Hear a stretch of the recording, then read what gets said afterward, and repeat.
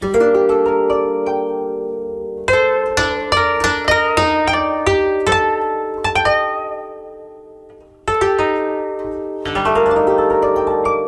我们和歌山的水蜜桃巴菲塔。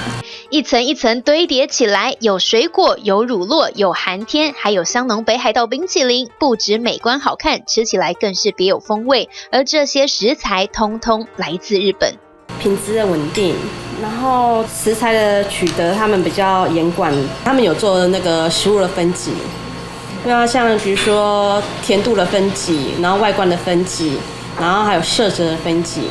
稳定的高品质让日本货成了最有力的品牌保证。摊开日本2021年的出口总额约为83.0913兆日元，是2002年的1.6倍，当中水果就有6.6倍的成长。而受到健康意识抬头，日本制造的茶类商品出口更是增长了14.1倍。不过讲到日本美食，怎么能少了这一位？把牛排放到高温铁板煎得滋滋作响，等每一面都呈现金黄色，酥脆焦香又保持软嫩，香煎日本和牛就大功告成。日本和牛也开放大概6年的时间，那品质控管一直都很稳定。那再加上就是它有分级的关系嘛，对，那大家对于这个也越来越熟悉。对，那大家也都知道，像 A5 和牛啊，吃起来肉质是比较软嫩等等的，接受度也越来越高。台湾人就会比较更追求就是日本的食材，不管是和牛啊，然后海鲜啊等等。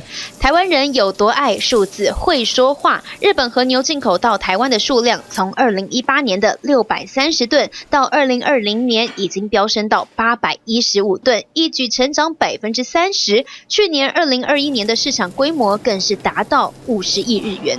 和牛、水果、茶、食品类的商品打着日本制造的出口额，在近几年大部分呢都有持续的增长，包括了化妆品类，短短19年呢就增长了12倍。而至于玩具类呢，由于动漫的兴起，全球粉丝增加，出口额也有显著的成长，增长了2.6倍。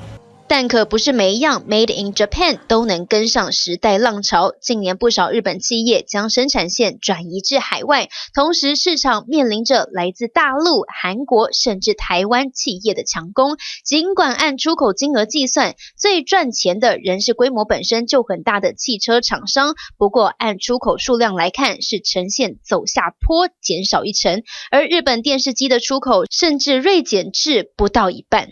贬值当然有利于出口，可是它的进口成本在上升，所以这一加一减，不见得真的就是会扩大出口，可能会变成最惨的情况是卖一件亏一件，所以到日本消费就会变比较好消费。它出口的话，就是它的东西变便宜，可是它的成本变高了。随着日元持续探底没尽头，甚至创下25年来新低，民众最爱的日本货招牌在国际版图的定位也正随着大环境变化中。TVB 新闻洪富华、陈文月台北采访报道。掌握全球情势、国际新闻，全新选择 YT 频道 TVBS 国际 Plus， 扩大视野。欢迎订阅并开启小铃铛。